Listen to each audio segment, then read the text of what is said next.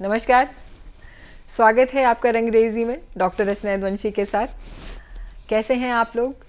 अच्छे होंगे ज़रूर। मौसम बदल रहा है, पैंडेमिक भी एंडेमिक को की ओर अग्रसर है, ऐसा कहा जा रहा है, पूरी उम्मीद है और अच्छा सा होने वाला है ऐसा लगता है। तो ऐसे में एक अच्छी कहानी मैं आपके लिए चुन कर लाई हूँ, मेरे अपने खजाने में से। मैंने लिखी थी काफ़ी पहले और लंबी कहानी है। लिखने में मुझे लंबी लगी थी, सुनने में शायद उतनी लंबी आपको ना लगे। कहानी की भूमिका की आवश्यकता नहीं है क्योंकि बहुत इंटरेस्टिंग कहानी है ये।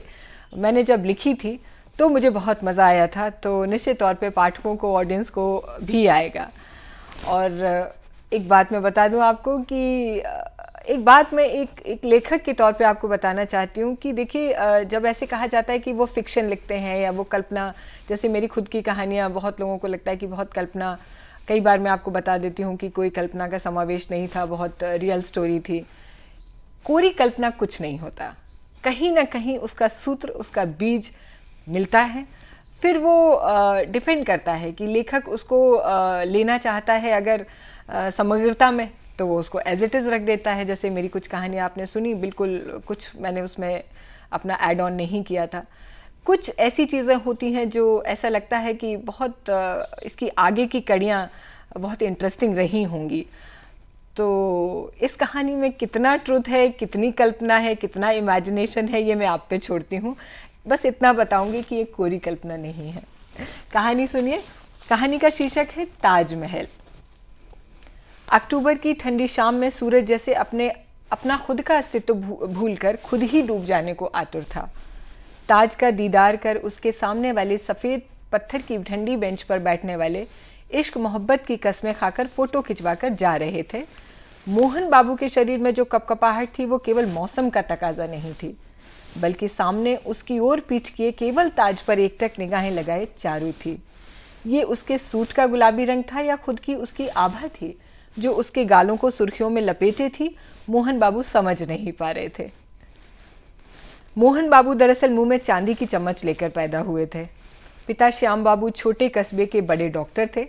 डॉक्टर श्याम बाबू का रुतबा उनकी बड़ी कोठी, बड़ा नर्सिंग होम, बड़ी अम्पाला कार, विशाल स्टाफ और सुंदर पत्नी से कायम था, जो कि खुद बहुत रईस घराने से आई थी। डॉक्टर साहब को विधाता ने हर खूबसूरत चीज़ से नवाजा था, सिवा एक बेटे के जो बचपन में डॉक्टर साहब की एड़ी चोटी की जान लगा देने से पोलियो का शिकार होते होते बचा था। डॉक्टर के उस समय में जब बच्चों को खुदा की नियामत माना जाता था, एक ही बेटा क्यों था, यह कस्बे में चर्चा का विषय रहता था। कहने वाले तो 50 बातें कहते थे, पर घर के सूत्र बताते थे कि डॉक्टरनी नाक पे मक्खी नहीं बैठने देती थी। पता नहीं कितना सच था, लेकिन अफवाह यहाँ तक थी कि डॉक्टरनी ने डॉक्टर साहब से साफ कह दिया था कि उन्हें बच्चा पैदा करने वाली मशीन न समझा जाए। खैर, डॉक्टर खुद पढ़े लिखे ज़हीन थे, सो हम दो हमारा एक की फैमिली पिक्चर के फ्रेम ही कोठी में टांगे गए। सब कुछ ढर्रे पर सेट था, बस डॉक्टर श्याम बाबू के एकमात्र पुत्र मोहन डॉक्टर पिता के कौशल से पोलियो के हमले से तो बाल बाल बच गए थे, लेकिन मरा पोलियो मोहन के पास से ऐसा गुजरा कि तमाम टॉनिकों की डोज भी उन्हें स्वस्थ मुगली घुट्टी 555 जैसा पोस्टर बेबी नहीं बना पाई। तमाम दाइयाँ और उनके खास मोहन बाबा के लिए बनाए गए तेल मोहन बाबू को प्लम्प बेबी बना ही नहीं पाए। इसका डॉक्टरनी को बड़ा मलाल था। खैर, ईश्वर जो दे वही सौगात मानकर डॉक्टर दंपति ने अपने कृशकाय मोहन को बड़ा किया। अपने ज़रूरत से ज़्यादा इकहरेपन को लेकर बड़े हुए मोहन बाबू ने होश संभालने के साथ ही बॉडी बनाने के सारे हथकंडे शुरू कर दिए थे।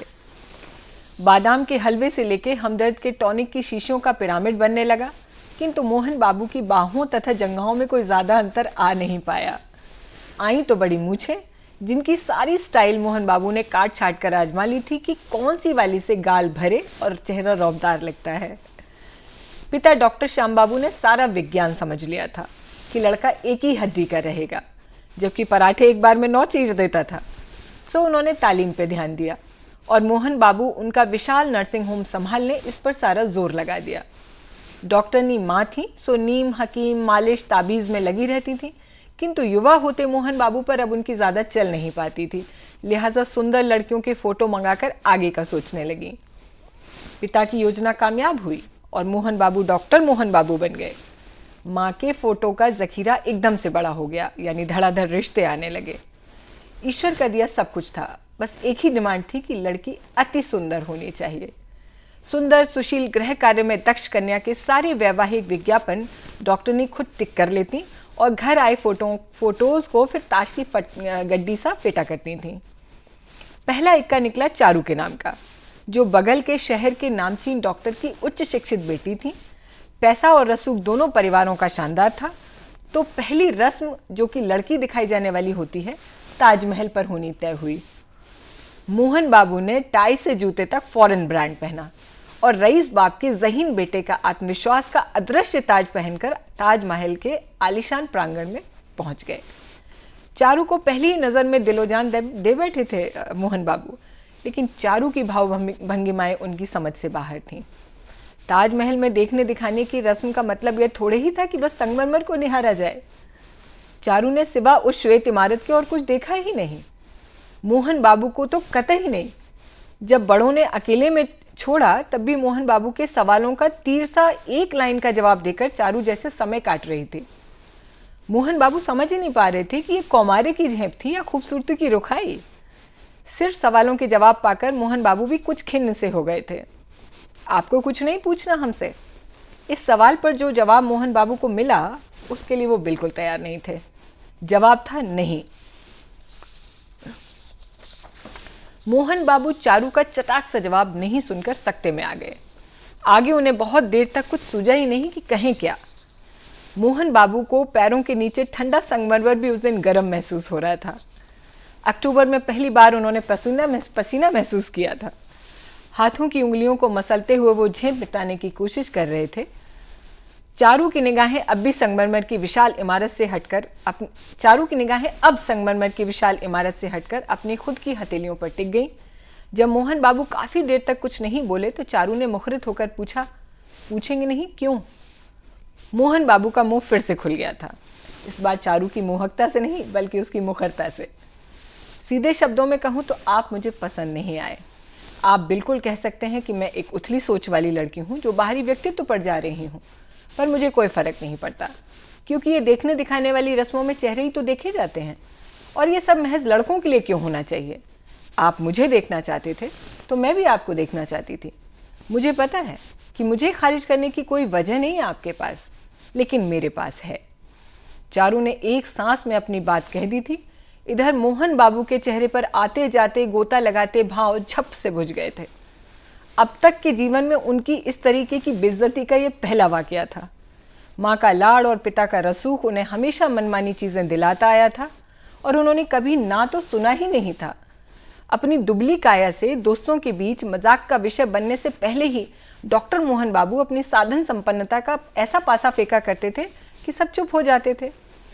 किंतु एक सुंदर किंतु घमंडी कन्या उन्हें ऐसे आईना दिखाएगी, उन्होंने सपने में भी नहीं सोचा था। मोहन बाबू का टेंडर खारिज हुए आधा घंटा हो चुका था। चारू सहज हो गई थी, किंतु मोहन बाबू के गले से लेकर शरीर तक सब कुछ भरा भरा लग रहा था। परिवारी जन जब फिर से जुड़े तो सबके चेहरों पर मुस्कुराहट थी, सिवा चारू और मोहन बाबू के। हाँ भाई, हो गई बातचीत या और करनी है? डॉक्टर श्याम बाबू ने मोहन से मुखातिब होकर पूछा। मोहन बाबू की नज़र ताजमहल पर थी या चारू पर, यह तो नहीं पता चला, लेकिन उनका धीमे स्वर में जो जवाब आया वो सबने सुना था। पापा, इमारत तो बहुत सुंदर है, पर है सिर्फ पत्थर। ये कहानी जब मैं ख़त्म कर रही थी तो मुझे एक बहुत मशहूर और नामचीन शायर हुए हैं जॉन एलिया साहब, उनका एक शेर याद आया कि कितने ऐश से रहते होंगे, कितने इतराते होंगे, कितने ऐश से रहते होंगे, कितने इतराते होंगे, जाने वो कौन से लोग होंगे जो उसे भाते होंगे। कैसी लगी कहानी मुझे ज़रूर बताइएगा। देखिए, आज मैं एक बात आपसे और कहूँगी यहाँ पे कि कहानी हर कृतिकार को, कोई भी आर्टिस्ट हो, चाहे वो लिखता हो या कुछ बनाता हो, किसी भी तरीके, उसको अपनी चीज़ अच्छी ही लगती है, लेकिन ये सामने वालों के रिएक्शन से पता लगता है कि ठीक है कि नहीं। रिएक्शन सिर्फ पॉजिटिव नहीं होना चाहिए। मेरा कहने का मतलब ये है, लबोलुबाब ये है इस लाइन का कि देखिए, एक तो यूट्यूब में ये जितनी सारी चीज़ें आप मेरी देखते हैं ना, ये सब मैं खुद करती हूँ। मेरी कोई टीम नहीं है, कुछ प्रोफेशनल सेटअप नहीं है। मैं अपनी चीज़ें खुद लगाती हूँ, खुद करती हूँ, खुद पढ़ती हूँ। तो हो सकता है कि उतना आपको ग्लैमर और उतना उतना परफेक्ट 10 on 10 नहीं लगता हो। तो मैं सच कहूँ, मैं उसकी कोशिश भी नहीं करती हूँ। थोड़ा सा मुझे लगता है कि बिल्कुल जैसे ऑर्गेनिक तरीके से, ऑथेंटिक तरीके से, कि ऐसे, वरना इतना इतना सब कुछ परफेक्ट देखने के लिए तो करण जौहर की फिल्में हैं फिर।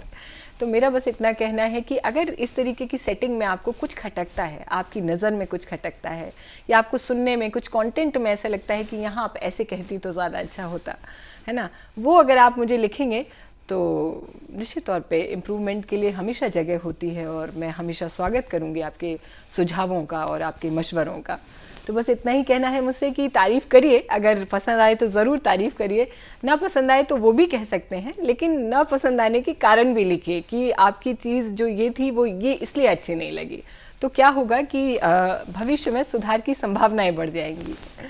चलिए, चलती हूँ मैं फिर उसी बिल्कुल अपने पुराने वाक्य के साथ कि सुनिए पूरा, लाइक करिए, शेयर करिए, सब्सक्राइब करिए अगर नहीं किया है। ठीक है, मिलते हैं फिर अगले पखवाड़े किसी नई कहानी के साथ, किसी नए किस्से के साथ। नमस्कार।